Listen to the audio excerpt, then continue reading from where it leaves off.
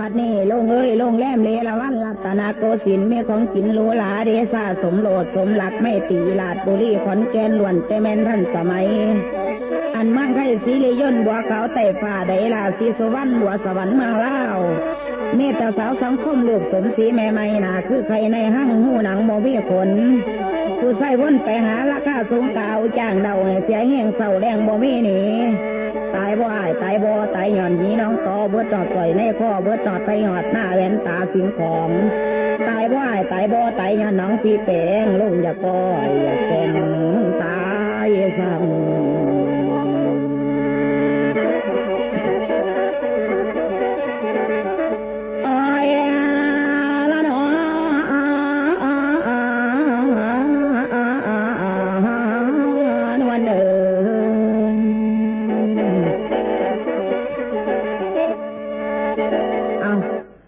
บาดนี้คุณเดซ่าข่อยเบิ่งเจ้า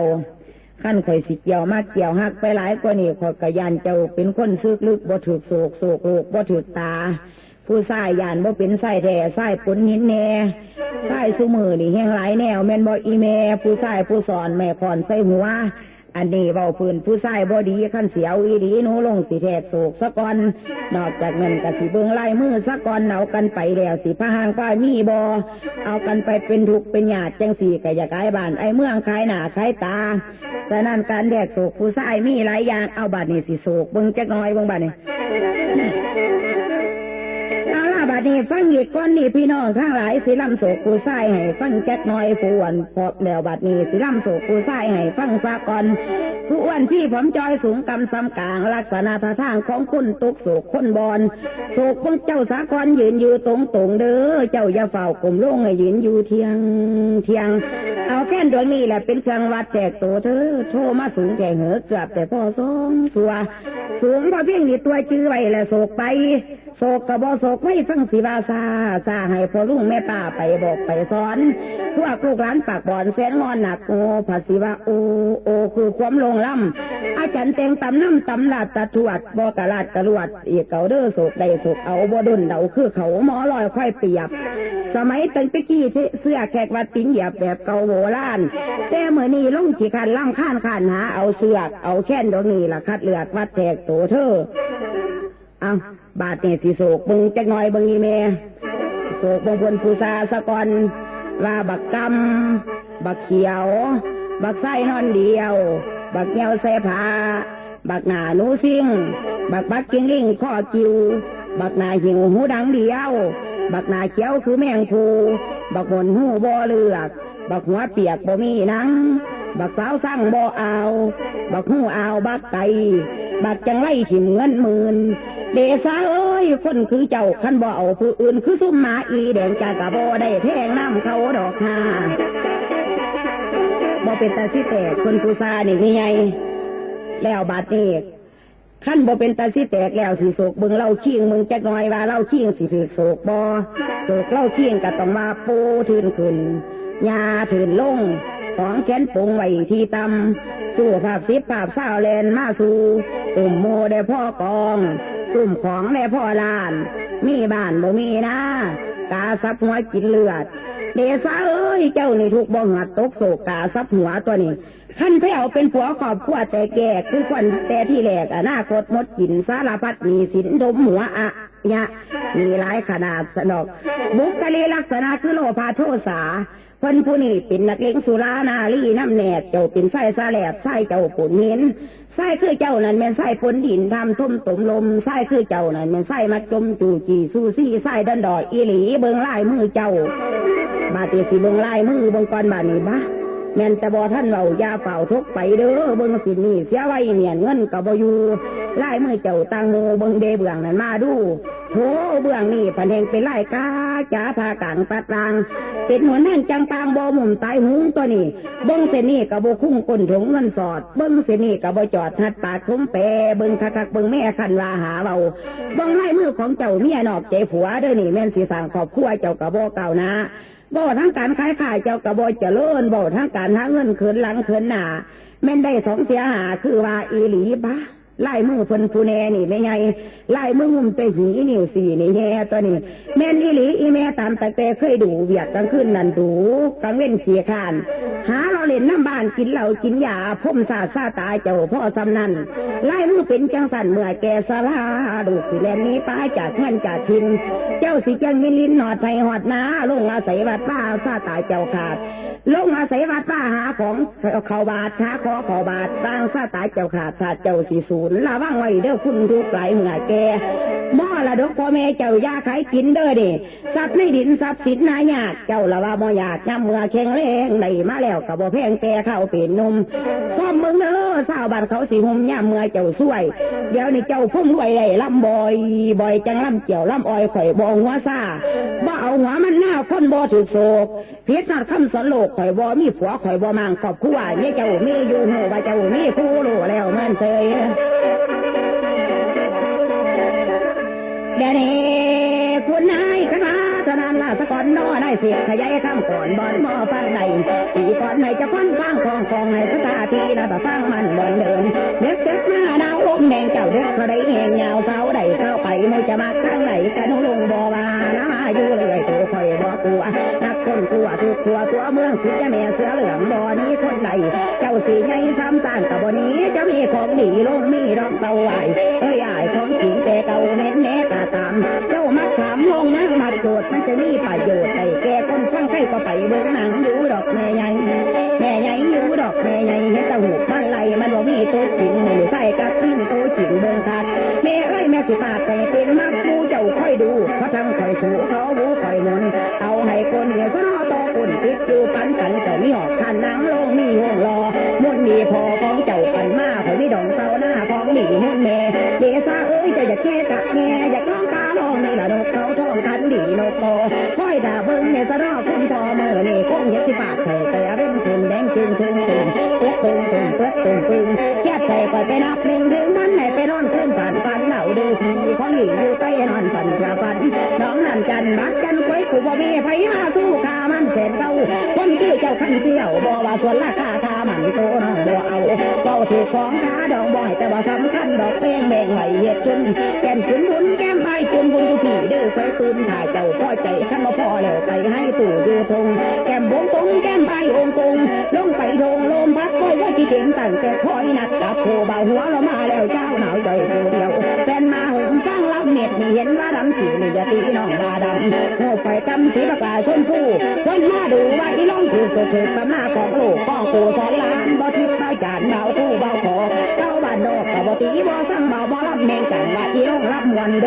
ด็กมาแล้วก็กล่องมวนป่านเสียงโคลางเสียงเสาหน้าหนูลงแง่คอยสีลำบอดลำอ้อยลำเจ้าลำเพื่อนเรือสีลำแบบเดินขาดแน่นาเน่บอกตีแม่บอกลูกมาตีก่อนลำนี้เต็มพุ่งอายะมักธรรมะบ่หรือว่ารำโมอยู่ในตัวมีเปของไทยมันใหญ่เต็มเบิกเต็มหน้าให้แม่นอบุ้งกลางส่วนน้ำสามัดอยู่ในท่วงแม่นขาดน้ำขาดลมมาก็เอามาสมตักขาดขึ้นทีใหญ่ตัวใหญ่ก็เลยเกิดสัตว์ซีดินน้ำลงไฟจะคอยเบิ่งกันไปราดไปสิเก่งเล่งเจ้าเล่งหมอแก่นเจ้าเล่งเต้าเก่งเจ้าเน่หมอเก่งอย่าเหลียวหาแต่เป็นไหลที่คนซ้อนอยู่นี่ดีให้เบิ่งเอาไปกับเจ้าคือเจ้าค่อยไปเจ้าสะท้ายจิตใจเจ้าคงคือน้ำล้ำเข้าแล้วเอาเงินเก็บใจเม็นมาไหลแล้วหน่อยเงินได้พอกันตาพอนั้นตั้งความเด็กตะเล็กก่อนเข้าไปมีเม็ดไฟปั้งเนื้อป่าจับข้าเจ้าสิงสตางค์ไหลบาดขาดหัวลื่นพบหนุ่มทางอล่อขาเขาจ่าบันใบมอลำใหญ่จังเจ้านี่เมาเดาแต่หิวเยี่ยสีร่างจังแกนกันเขาต่อเท่านั้นนะ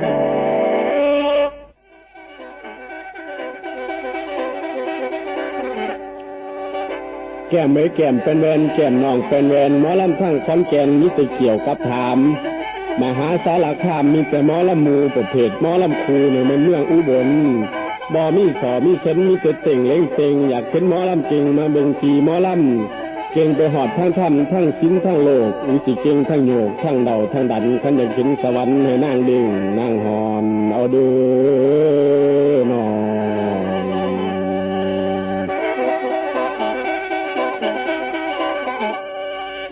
โอ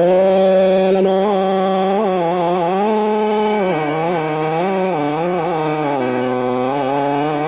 นั่ง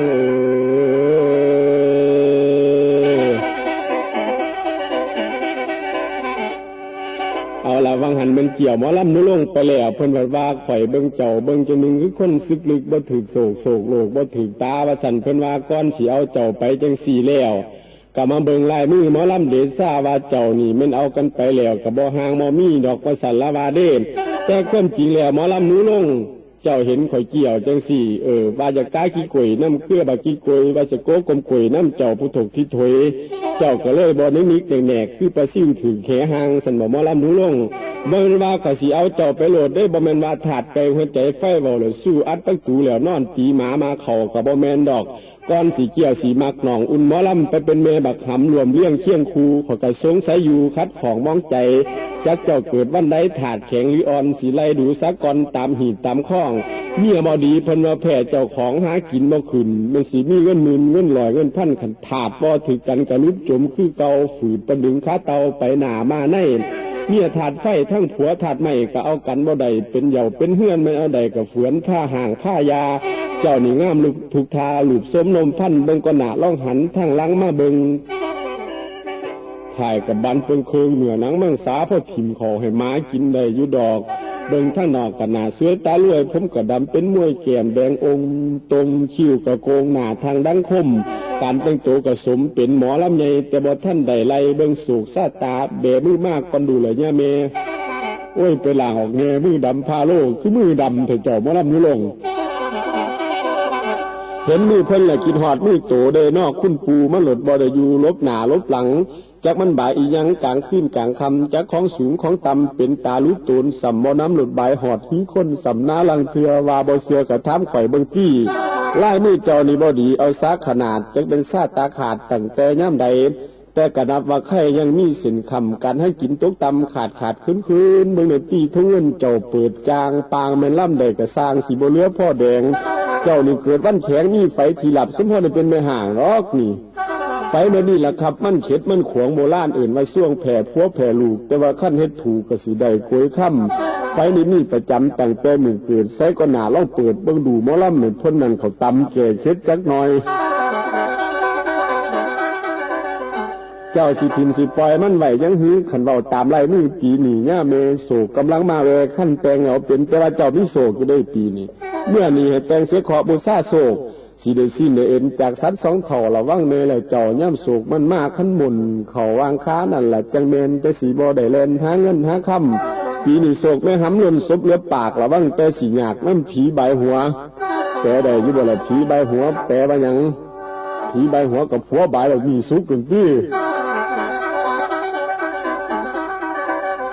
บัดนี้ดูหาผัวหาขี้มหาคูบ้าผัวเจ้านี่เขาอยู่บ่ไก่ตัวนี่ไก่สีใดกันเลยตัวนี้เป็นหมอลำสันไข่ก้นสูงจักหน่อยหลูบหลางสีจอยๆดอกไว้ปันเกียดอกเพิ่นนี่เอาใจเมียเก่งดีขนาดปัตแต่ให้แล้วฝาดตามอุกตามใจเมียสีหายก้มได้ปอบผีกระสร้างดีไปเบิดสุยางน้ำอดน้ำทน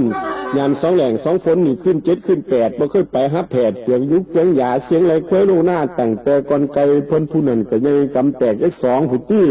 ขันเป็นเจ้าได้ล่องเอิ่นควรเอาเนบียืนดอกแค่เมไล่หมอกไล่มือสิดูอีกบ้างหื้อละไล่ตีนไล่เท่ากับสิมวดไปเบาไล่หนาไล่ตากับสิเสียเวลาอีกละน้อมู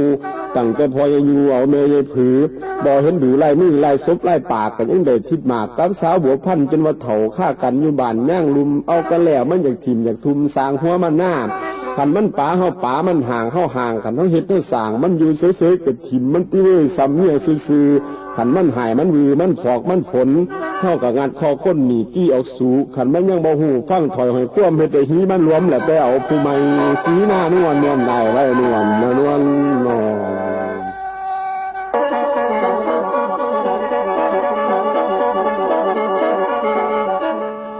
ปันวันแก้มเจ้าปันวันอยากเห็นหมอลำกันไปทั้งบ้านดอนกลางลำกระไดหลายทางหนูลงฝ่าแตกโอ้ขึ้นมายกแตกยังบอกขาดปันใดได้ยกสำจังไข่เสียงน้ำต้นตาดลำได้ไหลสังวาดมีสอมีส้นลำมีเหตุมีผลคนฟังบ่เบื่อขั้นมุเจ้าบ่เสือกะล่องจางไปตีจางไปแล้วผู้บ่มักแลหนีแต่ผู้มักขัดอยู่แม่นบ่แล้วพอปูร้านเบาความจริงลำเมื่อนี้เห็นข่อยเป็นแม่ยิ่งเป็นฝ่ายเพศอ่อนข่อยขอบอกไปก่อนเจ้ายามาแข็งท่านขึ้นมาแห้งๆหนูลงกับบ่ว่าขอสำคัญยาดาพ่อแม่กับผู้บาอาจารย์ขั้นเป็นเจ้ามาพานข่อยสวดบ่ได้ ข่อยสิใส่เพ็นไม่เล่นวางขาสามว่าบ่เสื้อให้ถามหมอแค้นข่อยเบิ่งเฮ็ดขาสี่จังดึงขึ้นมาหอดเมืองแขนในนภาพมแม่นพุ่นละนี้มาซอยแต่หัวคำข่อยละบ่อยเอาจิตเอาใจตั้งแต่นี้ต่อไปให้ระวังไว้โลดพ่อโกรธกะสิโกรธพ่อตีกะสิตีล้ำซ้ำนี่บ่ได้นี้มันเลยสิเอาบักหัวเถยมันไปสิเจเดเมื่อถึงป่า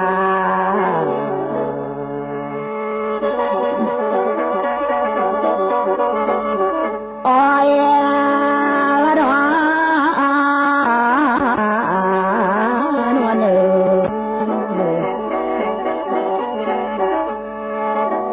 เอาละบัดนี้แล้วบางนึงหันก็ได้เบิ่งไล่หมอกไล่มือกันแน่เถกโศกกันไปนำต่างคนต่างบ่ค่อยดีปันใดคือสิบ่ได้กันดอกบาดนี้แม่ใหญ่ขั้นบ่ได้กันแล้วเอาจังสีซาข่อยกับเจ้าก็เป็นฝ่ายพ่อข่อยก็เป็นฝ่ายแม่แล้วมาเถียงกันในเพิ่นฟังจังสีแล้วตัดสินยากในจักน้อยข่อยก็อยากขอถามเจ้าว่าผู้หญิงกับผู้ชายไผสิดีกว่ากันขั้นแม่นให้ข่อยเว้าข่อยก็สิว่าแม่ยิ่งซุ่มแม่บ่ค่อยดีซะดอกคันเฮาบ่ได้กันแล้วจังสีก็สิอวดเบิ่งจักน้อยแล้วคันว่าพอดีมีพอนั่นมีคุณจักอย่างแม่นั่นมีคุณอยู่จักอย่างขั้นแม่นให้ข่อยไล่นั่นได้ยินแต่เพิ่นบอกให้ฟังว่าพอนั่นคุณอยู่มีอยู่เศร้าเอียดที่ของแน่นอนบ่เถียงแต่ว่าคุณหูเขาราคาล้านโกดคุณนั้นออกหน่อยๆเพียงใดแต่คุณมั่นคุณผัวนั่นอยู่ใต้ดากของเมียว่าซั่นคุณของภรรยาอยู่หัวเสียนเก่านี่แม่นโบราณเว้าคำพี่เพิ่นสั่งเบิ่งจังสิเป็นหยังมีแต่เจ้านั่นงอน้ำข่อยแต่ใดแต่นู่นนี่นั่นใดไปลีอยู่ในสมุทรสุดถ้าใส่น้ำหากาวมาจ่าไว้เป็นปลาไหลน้ำข้นหายจนตาตีว่าตัวดีหักบ่มม่วงนี่สั่งนี่เทื่อที่สองข่อยนันนี้ไปลีน้ำแม่สิท่านดอนเป็นปลาเข็งค่อยจอนบ่เกี่ยวใส่คุยโมเจ้ายังเป็นปลาโดสุดแต่น้ำไปเอิ่นแต่งเป็นปลาคองอสติอยู่บ่แล้วแนวเจ้าจือจำเทื่อที่สามข่อยนี้ไปอยู่กำเขตเทวทงหน้าหลวงเป็นโสไทยทำหน้าอยู่ปลาเขาคุณใหม่เจ้ายังได้แต่งเป็นเด็ดปวกนั่นนี้จนได้จับใส่หม้อแกงต้มเกลือเทื่อที่สี่ข่อยนี้ไปจากเจ้าขอไปหิมมาพานเป็นยมัดสมพงษ์บานโมผู้ใส่น้ำเบา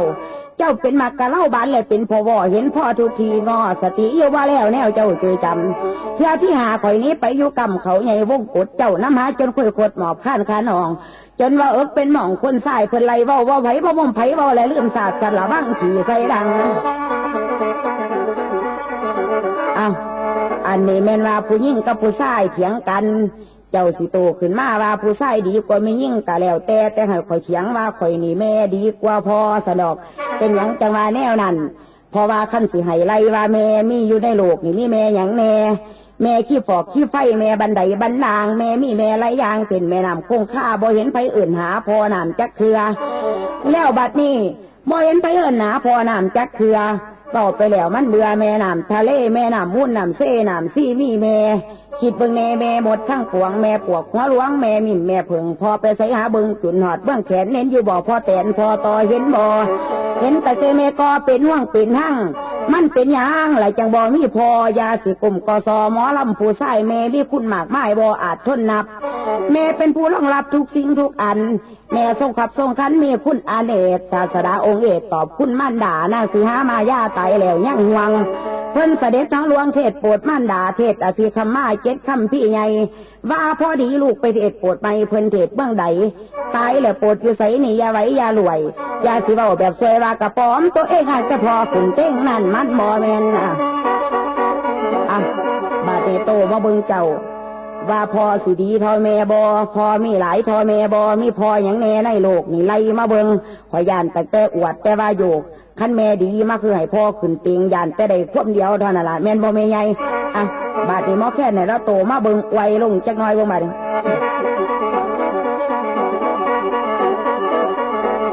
เดี๋ยวนี้คุณนายขึ้นมาก็นั่นแหละก็เล่งเจ้าเลยไปแก้นเอ้ยเจ้าเล่งนำเจ้านั่นไปแก้นเอ้ยเจ้านำมาอีนั่งเสร็จหลับไปก่อนเขาใส่กันเต็งเล่งเต็งผู้เล่งเตะเล่งเต็งเต็งเล่งเต็งผู้เล่งเตะเล่งเต็งมาใส่เก่งนี่แก่ความลำบัดจะเก้กับทำนี่บ่เห็นมันเก่งบัดเขาบอกไข่เล่งปาดเขาจำนี่จะเก้กับทำมาเก็บเงาพวกผู้เบาขอโดดไหลพวกผู้ใส่พันอยู่ข้างนอกก็ได้ว่าเจ้าดอกก็บอกนั่นเด้อไปคุยหมอลำก็ได้ ว่าในสนอเจ้าดอกข่อยขอท่านนั่งข่อยดาคุยหมอลำสั่งมันบ่สู่เห็นแต่คดเนี่ยสนอสิถูนั่นอยู่เองเล่งบัดจะเขาให้เต็งนอนตายเองเล่งเต็งเล่งเต็งผู้เล่งเตะเล่งเต็งเล่งเล่งเต็งเล่งเตะเล่งเต็งมาใส่เก่งให้มันเก่งเข้ามาสมาไล่ป่าฟ้านี่เด้งมันอยู่ฉันจะแข่งมันบูมาเบิ้งไว้ไว้อ้ายเฮ้ยอ้ายสิจับหัวเขาไถหากกอกกลางลังเล่นทั้งนั่งหรือนั่งนอนไหนหรือสิเล่นสาไข่แบบนกกาเดียวยันไหนเด้อย่าไปเอิงเจ้าเหี่ยวก็ตกเตะเสียสู่อะไรแล้วเตะหัวขัดคอรอเก่งแล้วโตสักก่อนมาที่ก่อนมีสัมมาตีเลี้ยนไว้ตาเก่งนี่อาจารย์เนี่ยสนอผู้เต็งเพียงข้อพกกันนายเฮ้ยอ้ายสิมาล้อมปลาซ้ำได้อีลาคนเตะซาเอ้ยไปสิหนนี้หนานักกีฬาสู่ต่อยหมอยผู้ใส่เกิดเพียซาแล้วจะสิสีลังจังแข่งจังไว้ก่อน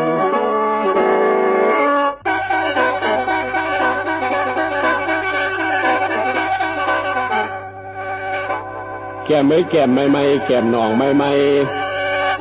เดชาหมอลำใหญ่นี่แหละครับมาถึงเสียงเลื่องเสียงใหญ่ผู้ใดมาลำใส่เขาก็อื่นอาจารย์ปฏิพันธ์โอหันเบานัวหัวมวนเห็นผมสูงในส่วนซื้อดอกเขาถือเบาทั้งกินทั้งมือก็คือกันกับอูแต่น้อยนอนอูใหญ่มานอนเปิงเดี๋ยวนี้เสื่องคนเป็นจักของเหม็นของข้าวห่างใหม่และยิงสาวถ้าไปหนาวยามลมขันยังสมเอาแนวให้ป้าแป๋วห้อยมังมาเด้อนอ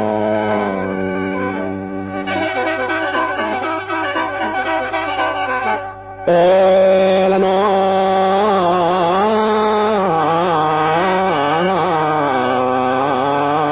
นั่ง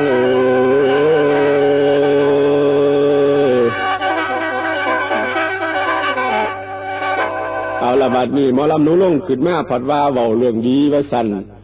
ผู้ชายกับผู้หญิงนี่ผู้ใดสิดีกว่ากันมาสั่นละว่าเด้แต่ความจริงแล้วคุณพ่อมีเท่าใดคุณแม่มีเท่าใด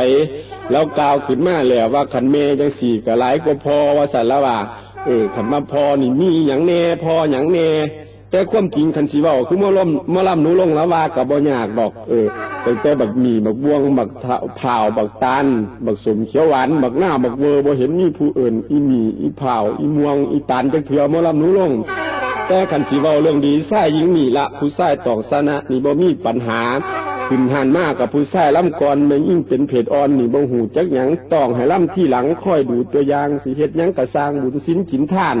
ไปนิมนต์อาจารย์มาสวดมาเทศตามแต่ผมสังเกตกับมีแต่คนชายได้เป็นเจ้าเป็นนายจอมพลนายกเจ้าหลวงเว้า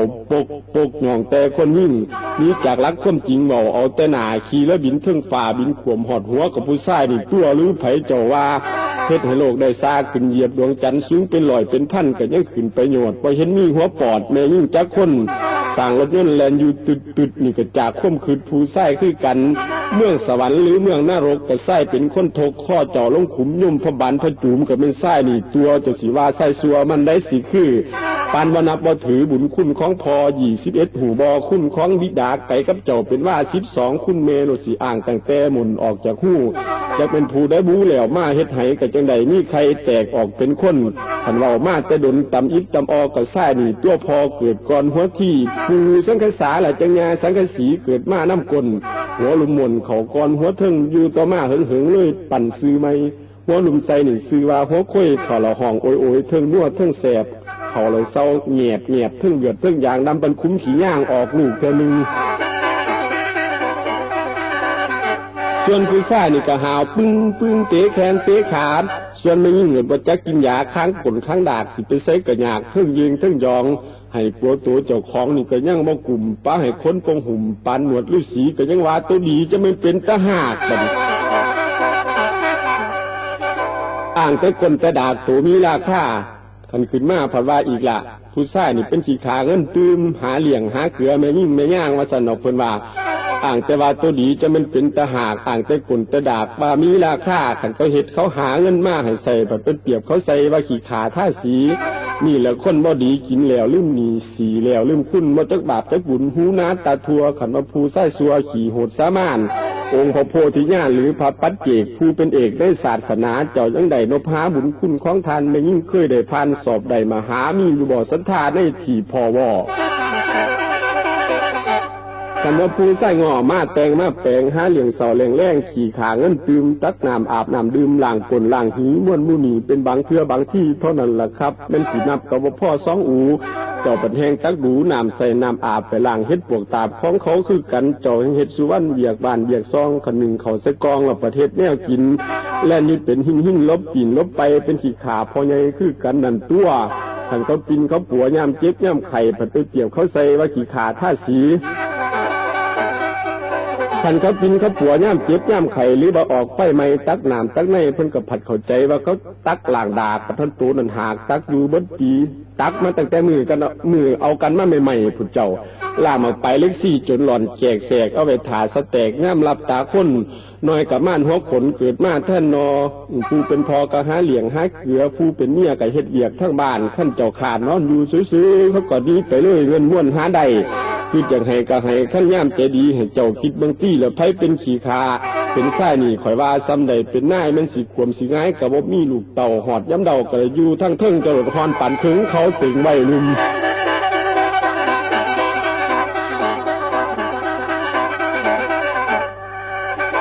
แม่นว่าเนื้อนางข้าเจ้าเป็นยังดีซาเป็นใดนี่ข้าเจ้าเป็นไก่ก็สิเป็นแล้วแดงเจ้าล้ำแข็งข่อยแห้งล้ำกาข้าเจ้าเป็นบาก็สิเป็นบาหมูข้าเจ้าเป็นคู่ก็สิเป็นคู่ไงบัดให้เขียดตาไล่คู่หน่อยออกเลยเจ้าเป็นเคยก็สิเป็นพ่อเฒ่าท่านแม่นเจ้าเป็นศาสตร์เป็นมอนก็สิเป็นผู้นอนยามล้ำมาเมื่อยเจ้าเป็นเลื่อยก็สิเป็นคนสาวเจ้าเป็นล่าวเป็นข้อมีนิดก็เป็นผู้มีนิดตีเจ้าเอาเมืองเจ้าเสือเหลืองก็สิเป็นเสือโคงข้าเจ้าเป็นองค์ข่อยสิเป็นขันเจ้าเป็นไม้ก็สิเป็นคนฟันให้คิดให้ขาดเจ้าล้ำศาสตร์จะขีดจะเตะเขาก็เอาเสียงเฮ่ทับเอากะแล้วเจ้าเตะแขวข่อยต้องเตะหีเจ้าดีข่อยดีเจ้าดีข่อยอยู่เจ้าคู่ข่อยคู่เจ้าย่อมข่อยย่อมเจ้าผอมข่อยผอมเจ้าอ้วนข่อยอ้วนเจ้าล้ำมวลข่อยแห้งล้ำดีเจ้าเป็นผีก็สิเป็นผีเพศทั้งเจ้าเป็นเหตุทั้งข่อยเป็นผลเจ้าเป็นคนก็สิเป็นมนุษย์ไม่สุดจุดจุดที่รักที่ต่อเจ้าเป็นคอเขาเป็นบาดกาเลงหัวมันด่างแมงแค้นอยู่ข้อคุ้ยเจ้าเป็นมวยคอยสีเป็นหวดเจ้าเป็นนวดเขาเป็นสามีกันเจ้าค้าขี้เขาสิเป็นค้าแยงเจ้าแข่งเขาแข่งเจ้าขันเขาขันเจ้าหันเขาหันเจ้าล่าเขาล่าเจ้าซาเขาซาเจ้าไหวเขาไหวเจ้าเป็นไฟใหม่ดวงใหม่ปลาปกติเป็นหาฝนตกมาห้ำเจ้าเป็นค่ำเป็นเงินเป็นนาเขาแหงบ่อยากเป็นเพชรเป็นพลอยเจ้าเป็นห้อยเขาสีร่มม้าออมเหมือนมันกลุ่มออมลอมโอโหล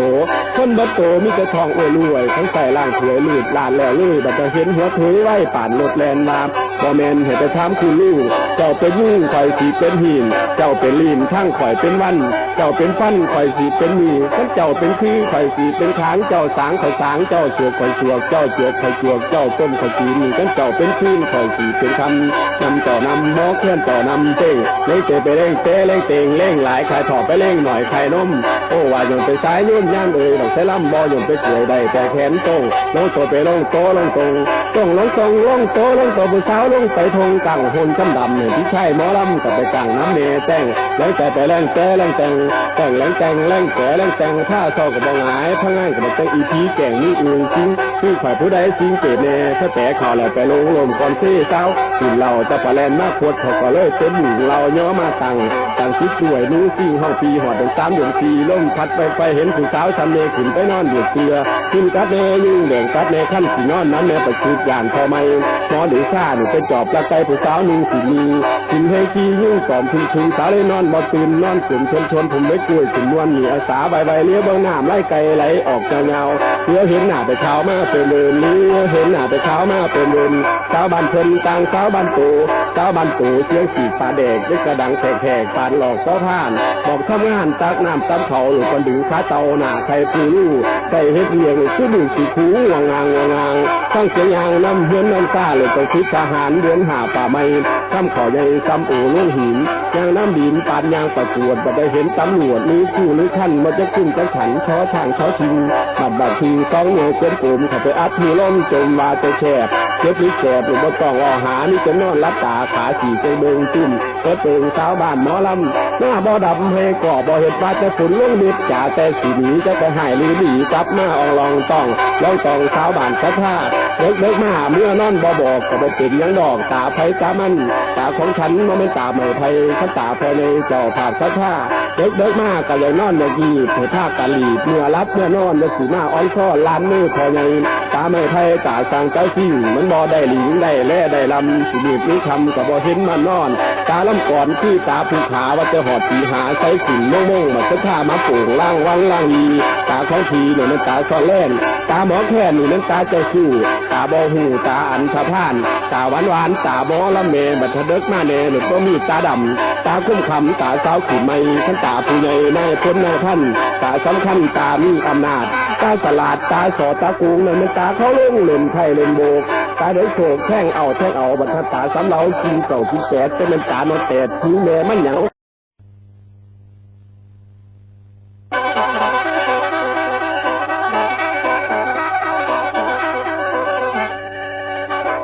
มไม่อมมูอะมูมาสัพพะกะทะก่อนมีร้อนมีหิงต่อยปีหุคนหรือบนราชธานีน้ำดีบัวบานแต่อดีตการน้องบัวลำผู้วัดคูแถลงคำบานหมอลำคนดีเดซ่าฝ่าเลียนว่าทั้งรวยปันเอียนพิษถูกฟังเอาลำมีเสานี่เสื่องบ่แม่นเงื่องหางเองตรงนี้ได้คุยทุยได้งอนนี่จะเด้งกับหอนจนหินเดียว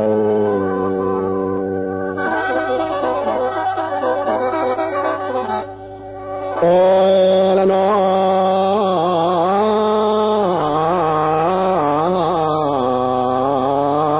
นาง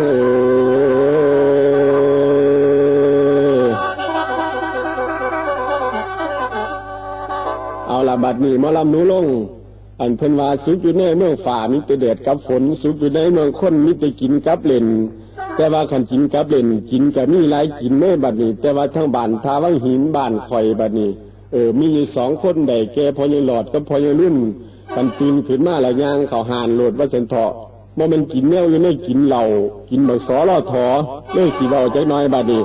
จะมาฟังมุกผังดอกเป่าผู้ที่มักกินเหล้าฟังก่อนจะข้าวนับตั้งแต่เหล้าขาวเหล้าทู่เหล้ากันเมาเหล้าโหสนั่นหลอกล้ำทำเพลงบักตุ่มเองลิ้นเองนั่นเขาเอิ้นเหล้าปลาถ้าเอิ้นให้เขาท่ากับบักสอลอถอแต่ออกมาแล้วนอกกับว่าสุราเทียนกึบเข้าไปแล้วเฟือนปันเครือเขาห่อวินระบาดลำคอลงไปจาดท่านอย่าขี่สิศาสตร์ให้ล่องเบิงจักกลมแต่อย่ากินผสมดีกี่สีรสลิ้นไหลย่อขึ้นสดแบบยางเที่ยวบ่ท่านเดินกะเลี้ยวเห็นหมูเป็นหมาแล้วก็เห็นแม่ป่าว่าแต่แม่นมอเมียผัดเลยกอดเอาเสียหายกินไก่คุกก็เลยเกิดมีทุกข์ย้อนบักสอลอถอเจอขอหามากม่อสองตาดสองถอดขอที่หนึ่งนั่นกอดแม่ป่าเจ้าของขอที่สองนั้นมีเหล่าขอบข้องคือสุราเทือนน้ำตาไหลเลือนปันนังกาตูนบัดหาเมาแล้วศูนย์เตะขาเตะแขงก็ป่วยลมเป็นแรงศอกหน้าศอกหลังเขียดว่ามันมาบังทางเพิ่นสียางบัดทำไปหอดวางกุ๊กผ่ากุ๊กตาหนุดบ่หุดบ่ห่านเตะสุยเตะแหะหอดเพื่อนไผกะแวะถ่าซุกถ่าตีเขาสิเอาอีผัดย่อมือขอโทษมึงจำกูบ่ได้บ่เพิ่นว่าได้บัดขันเสียอีหลีพระเจ้ามือขอโทษกันหามไว้แล้วกระโดดปล่อยกูเพิ่นว่าได้บัดนี้บ่จังตีผิดคู่ผิดมนผิดหมวดกัดแขวดังกวดปันเขียดข้าหญ้าว่าได้แผ่เหล่าขาวขึ้นแห้งแพงลิดผู้บ่ฮู้ก็คิดว่าแต่เพิ่นผิดของหาดอกไม้เทียนทองไปอ่อนย่อมท่อมแถบบ่ฮู้ว่าบักแสบมากินมาเมาเขาไปจุดไปเผาร่างกายนายทานเพิ่นผู้ใดเดินผ่านก็เอาบ่เอาไหมตากระเดงปันไฟข้อกวยโงกงีกยางกระโปกกระเปกซี่สายซี่ขัวก็ยังบ่เจียมตัวถ่าตีถ่าตอยแต่เขาสุขคอยๆก็ยังกลมดมดินบัดข่วงทาเพิ่นเห็นเป็นหินที่ไหนเมื่อไหร่เอ้ยแถวนี้กูใหญ่นี่บ่อนักเลงคุณน่ะมันตั้งแต่นุ่งกางเกงกันยังลืมหูดสิบบักเสียงท่าตาทิพย์ออกมาทัศนาจรจะไปสีอ้อนซ่อนไปหัวซาเพิ่นการกินเหล้าขันกินไร้กับเปิ้นกินหน่อยกับสุยร่างคนกินแล้วคุยย่อโตโออวดขันได้กำข้อขวดปันใดกับนมกินมาบดพ่อกลมข้อตกเตะเสะมือกูลุยเละขาไผซุ่มชิงเพิ่นมาเด่นเห็นเขานั่งมาติงผัดว่าเขาแอกทาเว้าเท่าได้กะว่าแต่ตัวบ่เมาหากของทอผู้เขาตาแดงกึกสื่อก็จังว่าตัวถือบ่วิงบ่เวียน นั่งปันคนขี้เกียจข้อกวยปันอูขันได้ไปน้ำมูเราออกสีออกแสงบ่เหลืองยิ่งเหลืองแท่งปันในนังเจ็กตั้งแต่บ่ท่านเป็กและนางอยู่คำมั่มไม่แย่ห้ำกับมีดปันเป้าสากบัดทะเราเขาปากละปันเครื่องทำไฟบัดเด็กนี่แหละเพิ่นว่าบักน้ำเปลี่ยนนิสัยเขาไปสอกแสกบ่จักตีบ่แตกบ่จักว่านังเหนียวเก่งขึ้นมาข้าวเดียวปันฝนตกแดดมันพัดลงแอดแหลดบ่ได้พอข้าวอันนี้เว้าเราขาวเราโขงไม่เกี่ยวเราแม่โค้งก็สร้างมันปวดเดียวว่าตึกกึบลงไปน้ำโซดาใสๆนั่นล่ะเป็นเหตุขันจากลงแอดแหลดเนี่ยผสมกับเบียร์เด้อบัดนี้พ่อใหญ่ก่อนสิกินในสร้างลูกสร้างเมียเขาเตรียมเมียนหากมันจังสิบ่ยากก็ถึงจุดเอวังส่วนผู้ไปหลูปลังก็เตรียมตัวถึกเลขมันอีเล่เพสิร้อยมาตามลมผู้ไปโจมขึ้นลุกขึ้นนั่งก็เตรียมลบมันสั่งของพอพญาถึงสิวาสุรากินหลายให้โทษกินให้ได้ประโยชน์บำรุงร่างกายเฮาบ่ต้องกินหลายเศร้าเป็กแรงเป็กดองกับหัวสมเจกเป็นยาไผ่ลมบ่มันกินเป็นกลมเป็นไหเป็นขวดกินแก้เมื่อยแก้ปวดเจริญอาหารกินให้รัฐบาลจิบหายไว้วอดแต่นั้นพอยังรอดบั่นทาว่าหินมานี่ว่าจะนี่ให้กินเรายังบ่หินั่งตาเปียกอีมีสู่หัวขาดข้าว่าแต่เจ้าลิ้นมาโค้งขาวไม่รู้บ่เล่นขี้เป็นคูไม่ได้กินกับเจ้าสิเหล่าโค้งเหล่าขาวบ่ลึกเดียต้มตูดบ่มีออกปากพูดว่าพ่อแล้วเศร้ากินเท่าใดก็ว่าเมามิตรยิงกับหากพอยหลอดนี่ละขันเราไปหลายก็คล้ายหน้าบ้านโตแต่ความจริงแล้วหมอลำเดซ่าก็เคยวิ่งเคยเมาอยู่ดอกเบาเรื่องเราของเมากินมวนกันกินหลายแห่งอ้วนกินหน่อยผัดจอยลงบัดนี้ก็ให้หมอลำนู้ลงเบาเรื่องเราจักน้อยบัดนี้หมอแค้น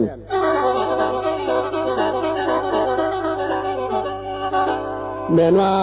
เด้อนางกันไผสิเงินไผนอสิเงินอยู่เป็นคนบ่คืดบ่หินบ่ตองว่าแต่ฮู้เจ้าของย่อตู่ฮู้มูหมอลำขู่ลำเก่งปานใดก็บ่เห็นว่าไผมันมีจรวดแต่มันควรตรวจออกดากเครื่องบินหรือจะคือได้ยินอยู่บ่พอใหญ่ปล่อยกับเจ้านี่เพิ่นจ้างมาใส่กันแล้วพอแห้งอ่อนหรือแข็งหรือชนะหรือแพ้ผู้ใดบ่แต่ไผยิบไผฆ่าเพิ่นสิฮู้นักหน้าคนฟังทั้งลางเจ้าสิย่างลงหาลงหอไปเฮ็ดศพจอมจ่อกาพึกกะฟาดสาวนี้ลงก็แท่งกี่บาทแจ้ง2-3 ทีแต่สร้างหัวใจตี้ไทยแหล่ชีวิตคือเจ้าคิดอยากเกิดอยากทำก็เอาโลดทุกอย่างตามใจเจ้าโลดเจ้าเป็นโจทย์ก็สิเป็นจำเลยถ้าเป็นลูกเคยเจ้าเป็นแม่เฒ่าถ้าอยากเดาขุนขี้ขุนยังก็ให้แม่เฒ่าฟังควมลูกเคยแน่ถ้าอยากแซ่เอาไว้เดินก็อย่าฟอกอย่าผลยื้อแล้วแม่เฒ่าถ้าบ่เดานอนอยู่เซ่ๆให้ซอยลูกเคยโดยย้ำมันเหนื่อยหัวขี้เลยซ้ำหมอเดซ่าได้ย่อขาผู้เป็นแม่เฒ่าผู้งามคือเจ้าอยู่บ่อนอเฮอคือที่ปานถึกดือสั่นดอกไฟคิดฝ้าห้องคิดอยู่ในใจเฮ็ดจังได๋ปีหน้าฟ้าไม่จังสิได้ล้ำใส่เจ้าอีกจักผลท่านแม่โยนกันอีกจังเธอสิฟาดจนว่าเหือห้ำหน่อยจริงจำแม่ยิ่งนี่บ่ต้องมาอวดเลยสิเยอะใส่ขวดสิงกันไปสิงทำบ่ไหลคิงอาบค้าอาบเพลงก็สินำไปแกงจักหาสิจางเอาตีนางทางไหนเจ้าจริงก็ให้เจ้านั่นเลงมาโลดได้หนูคิดคนคู่จีผิวคนวาดผู้ใดสามารถล่ำใดล่ำดีผู้สิจ้างดอกตี้เอาอาป้าเงินปัดเพื่อไม่เพื่อหน้าเพื่อรุ่นเจ้าที่บุญกองฮดต้องหมวดแต่ผมมาหวดอีกแม่ได้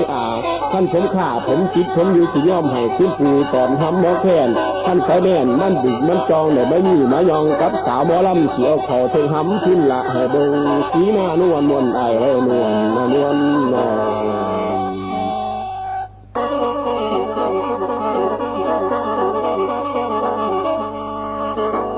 อันแป้งแสงแก้มเจ้าแป้งแสงเบาทั้งลำนี่แห้งอยากคออยากพานอยากกอดตั้งแต่หมออาจารย์สันมาพอเลี้ยนสิเมียนมาว่ามันสิขั้นในเต็มปุ่มสิคุ้มไม่เต็มแกนสิเอาแบนมันโกงปานขั้น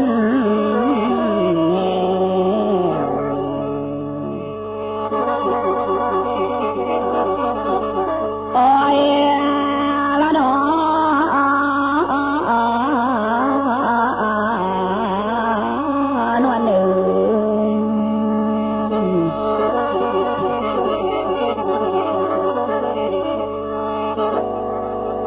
บัดนี้คุณเดซ่าเว้าเรื่องกินเหล้าแล้วว่าสุขอยู่ในเมืองป่ามีแต่แดดกับฝนสุขอยู่ในเมืองคนมีแต่กินกับเล่นว่าซั่นก็เลยว่ากินนี่มันกินเหล้าขั้นกินเหล้านี่ขั้นหนูลงสิเว้านำก็ว่ากันกินเหล้ากินเป็นมันก็ม่วนขั้นกินหลายก็อ้วนกินน้อยจ้อยลง กินแล้วขี่ใส่ส่งคือไอพี่หมอล้ำขอท่านนำหลายๆยาสิไก่มาไก่กินแล้วไปก่อนบ้านงานสั้นบ่หลิงลำเงินคาหลองคาล่ำคุมแต่แกคาเหล่าคือเจ้าบ่ดี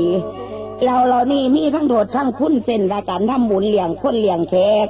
มีบัตรเชิญบัตรแจกพี่ป้านาสาวมีอาหารวางข้าวแล้วก็ต้องมีเราถ้าสิกินแต่เขาปูปลาอาหารพวกที่มาในงานจืดจางพังนายหน่อยกระเตะกระไพเมื่อมันสิ่งสำคัญในงานต่างๆขาดอีหยังกระสังเตยขาดสุราจังสิเดภาระเต็มกับนับปืนงานกระบวนสดชื่นเต็ม100%การกินเหล้าถ่ายกินไหนมันเป็นมันก็ได้ประโยชน์กินบ่เป็นให้โทษเกิดโรคตับแข็งคือเถ่าข้อท้องแดงหมอลำหำนางกินแล้วย่างถูกโคถูกขุยคุยกระเสียงคอคุยนี่ก็ดื้อกินแล้ววือหาเล่นของข้าวกินเหล้าขาวเล่นเศร้ากะลีปานได้ขึ้นสันซีปุ่นตัวหัวใจเพิ่นผู้นี้กินลงไปมันบ่สมอยากไง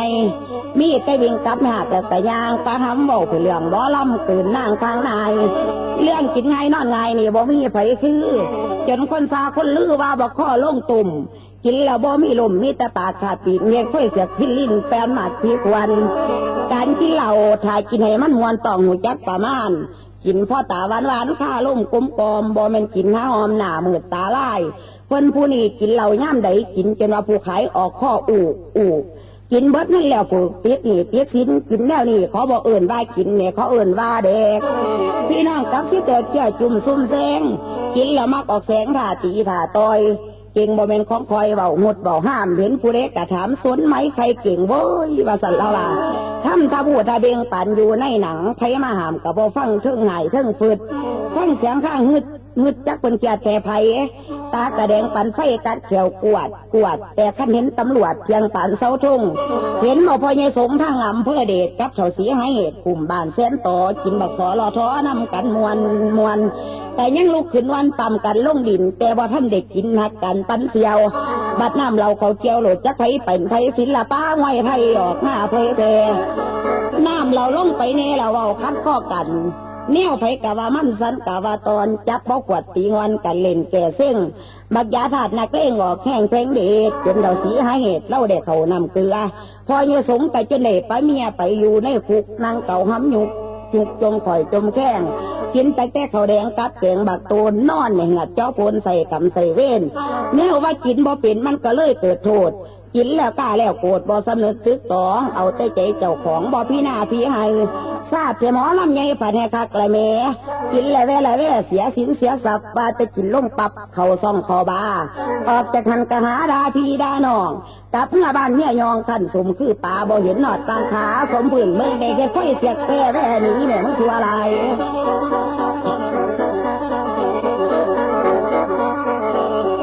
เด้คุณนายกระโจไว้เจ้าก่อนไว้ก่อนที่หลังก็จังจอดนอนเข่าใส่กันลำนี้ลำดีได้ค่ะลำนี้ลำดีได้ค่ะบ่คือหมอลำตาลำหยองเจ้าของเปียกกระดูกกับทองไปดินบ่เสาโกมีเก่ามีลามีสีถ้าเป็นทองกองดีมีสียอมกองไปน้ำมองน้ำขาดน้ำไทยลำดีไปนี่บ่ปล่อยบ่เซ็งลำก่อนเป็นมาแต่ฐานมันสิลำสิบงานมันละสิบเราไหวโอ้ยยายนะสิเราความเก่ากับบ่เจ็ดบ่จางพ่อปันทางลาดตีรถแดงขัดเทียบกันแดนซองใบเห็นเงาว่าไม่โตปากเขาโค้งใบที่หนึ่งพ่อปัดดึงเสียงใบสิดังว่าคนฟังบ้านไก่จักสิตัดสินไหนคนใดน้อยไม่อยากแก่หมอลำดีแต่กันหมอเนืองนั้นยองเงเสียไปแล้วคนนั้นเสียไหลเวลาเจ็บปอนเอาหลักตีแม่นบนเด็กแล้วพอดีพวกคนฟังสนอสิหนีเฝ้าจ่าเฝ้าเบาดีซาแล้วไม่พวกผู้เฒ่าเจ้ง่วงเงานอนขณะฟังก่อนบทนี่บทโขกพ่อโขกตาโขกพ่อตำให้มาละเหลือแต่หำเมื่อไรตาจีเด้อคุณพี่บ่ต้องสงสัยตากับในคือบางกับโขกไปเป็นพกเจ้าศาสตร์ต้องตำไปเป็นลำทั้งเจ้าเป็นตนให้เจ้าหมุนลองจุ่มน้องแน่เจ้าเป๋คอยเป๋น้ำกันลองทองไปน้ำมองยาให้มันขืนเจ้าเดินคอยเดินน้ำกันไม่ขาดเจ้าฟาดคอยฟาดขาไก่ใบหัวเจ้าเป็นผัวคอยเลี้ยงลูกอ้อนเจ้าห้อนคอยห้อนพร้อมพับตักกันเจ้าแดนคอยแดนเจ้าเด้งคอยเด้งเดี๋ยวซาเจ้าเก่งคอยเก่งพร้อมพับตักกันแท่นเจ้าหันเนี่ยสนอคอยหันเจ้าเล่นคอยเล่นเจ้ายิ่งเว้นคอยแม่นดีผมแท่นเจ้าดมเนี่ยสนอคอยดมเจ้าจูบคอยจูบเดี๋ยวซาเจ้าลูกคอยลูกเจ้าจูบคอยจำเจ้าเหลือแต่หำคอยเหลือแต่น สีน้องจันแก้มจังสะก่อน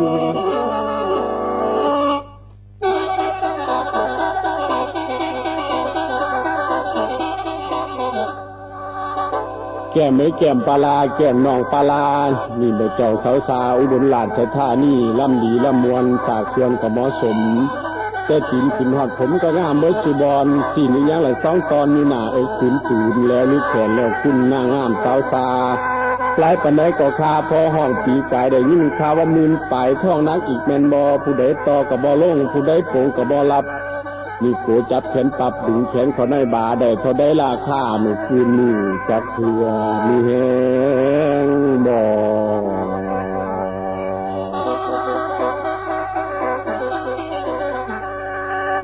โอ้ยละน้อ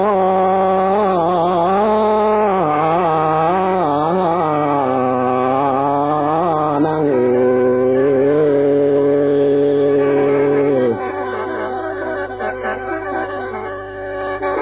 เอาละบัดนี้หมอลำหนูลงข่อยกับเจ้าก็เว้าว่าจ้าจิเกกันมาแล้วหลายยกหลายตอนแต่ว่าบัดนี้ก่อนสิจากศิลาเจ้าไปจังสี่ข่อยก็บ่มีหยังสิต้อนสิฝากเจ้าเฮ็ดจังได๋ข่อยมันทุกข์ยากลำปากกำกินมันหมกคันบ่กินหมกมันปากบ่ดำปานนี้คันล่ำจังสี่ก็บ่แม่นล่ำจนมีล่ำจนทุกข์เงินทองของใส่ก็บ่มีสิต้อนสิฝากเจ้าดอกบัดนี้ข่อยก็มีอย่างเดียวนี่แหละพอสิมอบให้เจ้าบัดนี้หมอลำหนูลงล่ำแต่แต่หัวคำจนว่าหอดหัวโน่ล่ำแต่แต่หัวโตจนว่าหอดหัวไข่ได้เวลาละเด้อพอใหญ่จะผู้พมเศร้าไก่สิเฮ็ดจังได๋หุงตามาเศร้าเตรียมหัวน้ำหัวเข่าแล้วบ่ศรัทธาสิได้จากได้ล่าแล้วเด้ย่าพอหรือสิให้ล่ำต่อไปหอด3 โมงผมย่านเพิ่นนี่หลงนอนรับค่าอาหารสำหรับผมนี่ก็ย่านขึ้นขี้ขึ้นหยังย่านมันอดบ่ฟังนั่นดอกพอใหญ่หรือสิล้างหน้าไก่ซะก่อนบ่เหอะบัดนี้เด้อสิแจ้งออกจางปางขอยกับเจ้ากับสิยางเมื่อไผเมื่อมันแล้วก็พากจากกันไปเสวีน้องกับพี่ล่ำกันเบิดคืนตากะจนสิมื่นบ่ได้เต็มหน่วยหน้ากับบ่ได้สวยเทิงเหือเทิงไข้ข้างกัดไตก็จนปวดมุบเพิ่นผู้นึงก็จนยุบเล่าเมื่อยเล่าเพียมานี่ตัวเราเหลือมองแค้นอายพี่จะมันหนีเอานี่เป่าให้เฮาล่ำเป่าจนมาไปค้ำลุบลงลุบขึ้นคิดฮอดเด้มื้ออื่นสิได้นี้คนทางยากน้ำแต่สตางค์นอเฮาอายใหญ่คิดหอดเด้แต่ผู้ยืนล้ำใส่หยอดรักใส่ใจก้อนสิจากกระบอกมีแนวใดมาตอนมาฝากต่อคันนี้นุ่งลงคือเท้นตั้งแต่หากยาคำยาคูนใดมาตั้งแต่บุญนี่ละหากหนึ่งยาในแก่ทองยิงเป็นเท้าเป็นด่านซื้อวิยาทองม่านบริษัทแผ่นแตงปวดน้ำค้าน้ำแข็งลูกโอยนอนโอยนี่เป็นตันขโมยผู้โลกก้นปอดถือขีดเคล็ดไม่งอดอู้เหี่ยวเกี่ยวค้าเอายานี่ละท่าเศร้าโหลดคักเนสีหมอบไผ่เนี่ยเมไปใส่ไปซอยกับฝ่ายดำอีกปล่อยไข่อีก2 หน่วยบัดทะเจ็บหาป่วยหล่นมอนนอนส้มถูกไข่นี่ละผสมกินกับน้ำหอนเนี่ยเป็นเจ้าลงฟอนมันมวนมันนิ่มมาต้นหอดวันสิงละแม้มันปวงเม่นแท้ไข่บ่สวงติดสาดติดหมอนยานี่ปัวเท่านอนในผลแท้ๆบัดสิปัวละเหอแก่หือสินเช่นแล้วเอายาจุแถวๆท้องหน่อยคนป่วยคันอายออกห่วยนั่นละศรัทธาแสดงว่าตัวยากำลังออกฤทธิ์นั่นก็ข้างหิดคนป่วยมีแห้งให้ไปแล้วจักแพงเอาแน่แล้วเจ้าให้จักเมียนจักเมาไว้บอนดีๆขั้นบ่ฮักอีหลีขอก็ได้สิให้แต่อย่าเอาไปไว้สะซ่าใหญ่อย่างเด็กหน่อยเห็นมันสิว่ามันยังจับถิ่มลงลางถ้าสิไปถึกวางควยหมดควยปูเจ้านั่นไปมาดูขึ้นเหนือลงไตบัดหญาแม่ใหญ่เป็นแหล่งเป็นล่มเหมือนฝ่าจกมาดมข้าวเดียวกระทรวง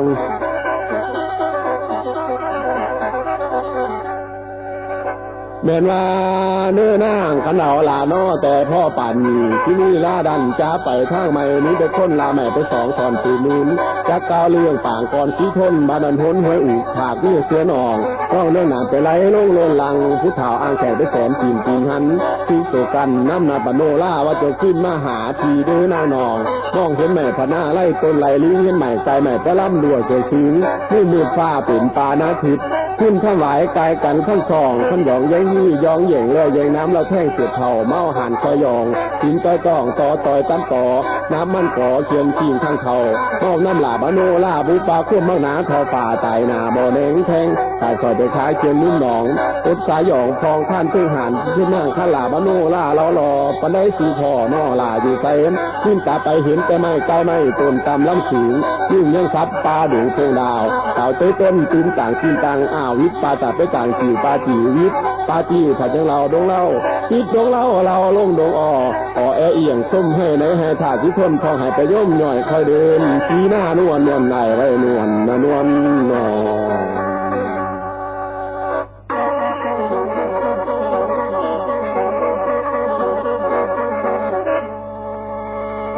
ไปลอยแก้มเจ้าไปลอยเดี๋ยวซาเอ้ยเบาหลังล่ำเจ้ากะดีบ่คอยเรื่องกาเรื่องแข็งเย็ดจังได้คำแพงนู้ลงยานพีน้ำแนวนี่เป็นตะเดียวนี่เป็นตะไห้ล่างวันเอาบ่ขี่จักคันเลยอยากได้มุ่นแม่เอาไปดมน้ำแน่ยามทั้งยามแทงคันไว้เจ้ามีแห้งนู้ลงกะสิให้ยามเจ้าเจ็บเจ้าไข้เอาไปปัวท่านที่นั่นเป็นยาพญาหีให้เจ้าจำไว้แน่อย่าลืมเด้อ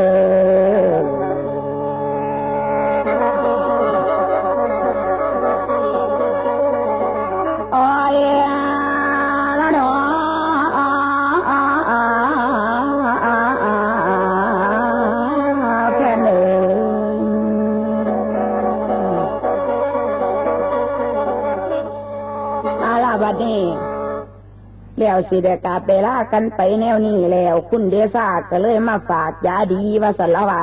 อันนี้แม่นมุ่นพอข่อยแบ่งมาให้เจ้าก็เอาไปซะเด้อฝากไปแล้วก็เนียนไว้ดีๆแน่เด้อล่ะเพราะว่าโยคันมันดีปานนั้นอีหลีเขาเจ้าก็บ่มีสิได้ขายหวานขายยาดอกน้องแม่ใหญ่คันเว้าแนวนี้แต่ว่าคันเราฝากมาจังสี่แล้วหนูลงก็บ่มีหยังสิตอนสิฝากคือกันเด้อ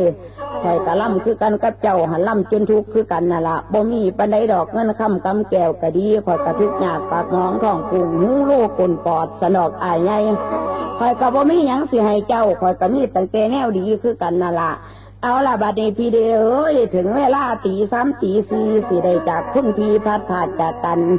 ไปละเด้อจอมท่านผัวเขาเก่าลอยมือนี่ข่อยสิได้จากเจ้าหนีให้อยู่ดีกินดีให้ไผ่เจซินทำผิดพลาดแนวอื่นขอโทษหลายๆแน่เด้อหานั่งผิดพี่ใส่คำจ่าผิดพลาดแนวว่าค่อยนั่นขาดแนวสร้างหลุดนังมันกะโบเป็นยังให้เป็นนายเป็นนองในการล่ำการลองถือว่าเป็นสินยาสิเป็นมุ่นทิมดีรุ่นเหนาใหม่ก่อนสิจากสิขอฝากไอ้ไงโดยของคำของคูณของนี่บอดับศูนย์มุนมั่งแต่เขาอย่างที่หนึ่งหันเจ้าไฟดำเส้นดีไทยรอสีว่าหมดไปหมดมาดฝ่ายปล่อยนี่เพิ่นว่าดีเด็ดขาดแก่ไรทุกอันย่านเจ้าเจ็บเจ้าขั้นปวดหัวมัวเก่าดมไฟนี่ไรเจ้าหายได้ขั้นตาเขาว่าฝ่ายเป็นยามุนมั่งแต่แม่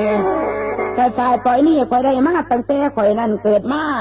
เมียนได้ไตว่าขาบ่ถือฝนถือแดดดีกว่ายาของแพทย์สิพี่หมอลำเวลาไข่ไก่ดมไฟดำปล่อยเดียวหน่อยยังก็หายอ่อยจ่อยดีกว่าลงหมอไฟเส้นนี้ข่อยได้มาแต่ก่อย่ายสีของสร้างย่างที่สองนั่นอ่างเป็นหินฝนหยาหินนั่นนี่ได้มาแต่แทนหลวงฝ่าซองบอนการมันเป็นน้องหินเมือกจากในย่างที่สามปัจจัยยาดีหายากเขาเรียกขี่ข้าหมากของพระฤาษีฝนกี่แล้วแต่พี่เอ็นเจ้ากะสิไทยสิขอฝากไอ้ไงให้เอาไว้ดีๆได้เด้อให้ไปแล้วก็รักษาดีแน่เด้ออย่าเสียวไว้มอเด้อจนสิลักเอาหนีเด้ออ้ายของสัญญางมันดีนี่อุดมประโยชน์เป็นของให้ยังโทษแต่เจ้ากราบบูชาเป็นของมีราคาแต่ปูตายาเท่าถึงเวลากินเขาเวลานอนเขาบอนให้จะดมซาก่อนจังสิสุกอยู่ล้นโดนแล้วอยู่เย็นนะ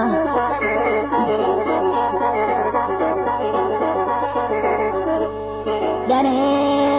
คุณนายกนาเท่านั้นกะสิลงให้แบบบ่ลำไล่มันซาจนคนเดินและสิเดินไปหน้าผู้หาก่อนก้อนนำหมอลำมาแล้วไม่ร่างบ่ตุนคนเลยคนหัวมุ่นมุ่งจริงๆกะแข็งถึงดึงจิตตะนั้นกาโลบัดละเบิ่งของโตมาละเป็นกานำเป็นย่ำคำหล่นกูแห้งหมอนเด็กว่าแล้วกะนอนเด็กยังบ่หูนอนน้ำสู่ดีก็อยู่น้ำเมียขลิ่นสู่สีอันเนียเพ่งเนียงมากไป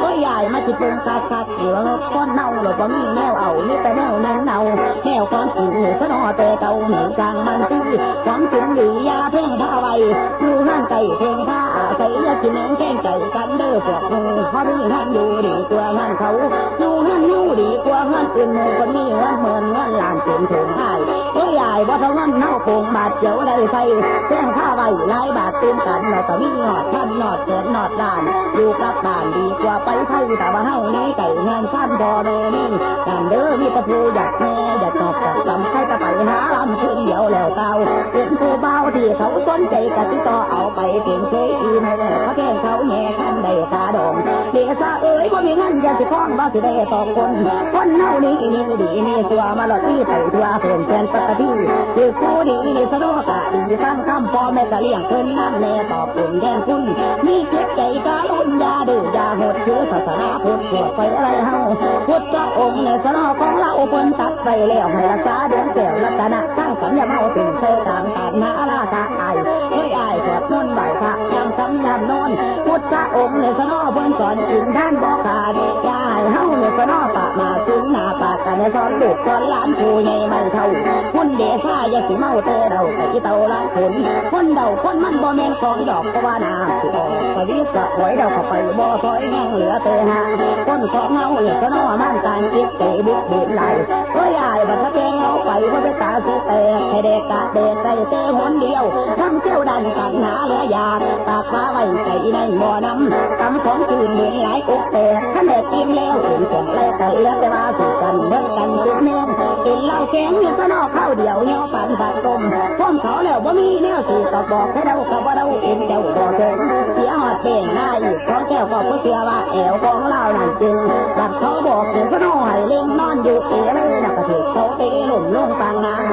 ปางไปหล่มลงปางนางเข้าบ้านอ้างกันเข้าบ้านบ่ายเขาทั้งบ้านละถ้าอยากได้เมียน้อยเข้าบ้านคอยอยากได้เมียสาวเท่าทั้งบ้านปะเอาอยากเข้าเตะบัดเขาก็ยิ้มแจ่มสัตว์ให้หลังสะท้านไม่จากพวกมารตั้งคนโลกมาให้กาหาตู้อยู่ไว้ไปเป็นน้ำบักหัวใจที่มาล่อง้องสอดยินโตนเรียนโดนปัญญาเข้าบ้านบากใช้หอดเพื่อนถ้าไปเตงเท้าคำนางบ้านโดนพันสายไอ้ว่าใหญ่เนี่ยว่าท่านได้ฝากเกิดหัวใจไหวแล้วก็เลยหลุดไปจากผมในแก่นไม่เต็มเจ้าไม่เข้าบ้านไทยรำมากำมูเข้าบ้านไทยรำมากำมูเข้าบ้านตัวว่าเราเอาดีแล้วเห็นหนังเลยสาวหน่อยจอดขี่ใหญ่ว่าใหญ่แล้วเราโบอยากขี่ต่อกอดเขาก็ไปตอดเขาตอดออกกอดเอาไปตอดออกกอดเขาบัดแต่เขาให้เดาล่องเมืองกันนั่งถอกขันนังบ่นอนเด็กแก่บ่ไปตาสิแตกเองพอบ่เพ่งวัดเตียงแล้วแนวเองบอกตีเอาไปแพ้แย่ยอมแพ้ละหนึ่งเมียสีนั่งกันจังทั้งรองศิลาแล้ว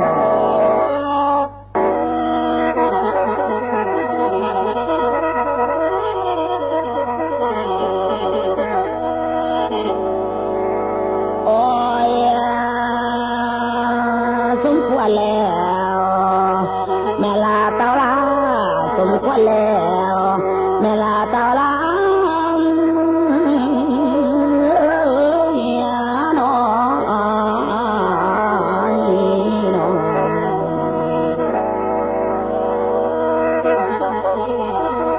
บัดนี้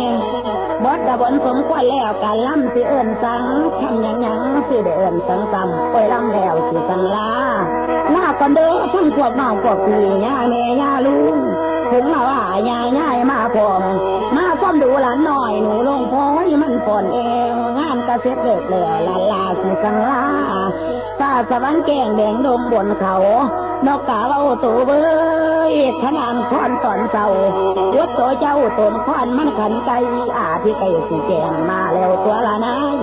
ทำในมันบอดีกะไพ่นั่งลาหนูลงล้ำเด้อสองคนน้ำสัมมาตีแต่สิเราท่านแก่แล้วเราบ่เห็นจะมีเรียน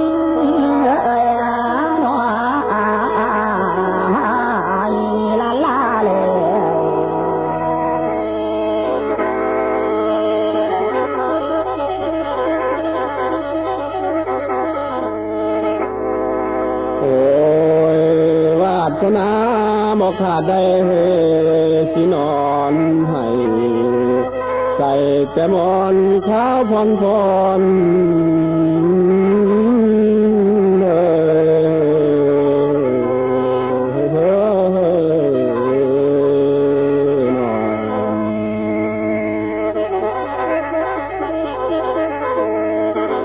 มันจะล่ำทั้งสันหันลงมาทั้งลองมันจะล่ำลองแล้วจนลายสีกาวล่า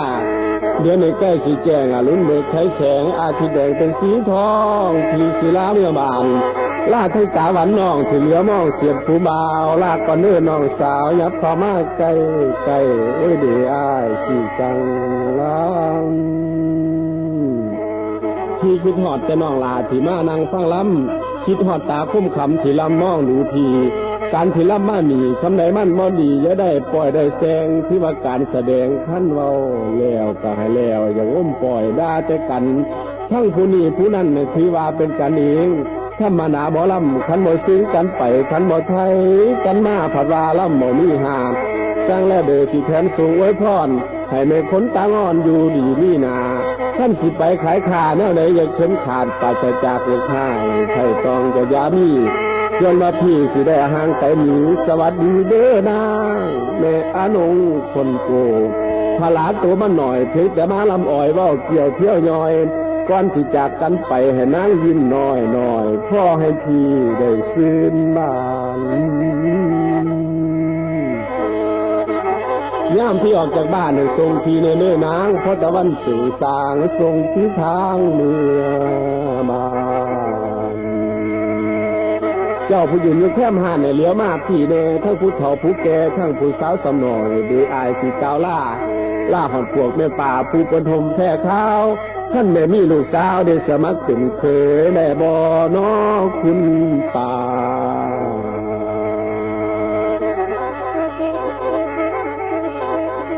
จังว่าลาแล้วลาลงเพียงเตาไก่นองสาวผู้นี้ไก่ข้างเจ้าหางเหินบัดนี้พี่สิเอิญมาสั่งสาวจีพี่สิไล่ลาหนีหางเหินเมื่อบาน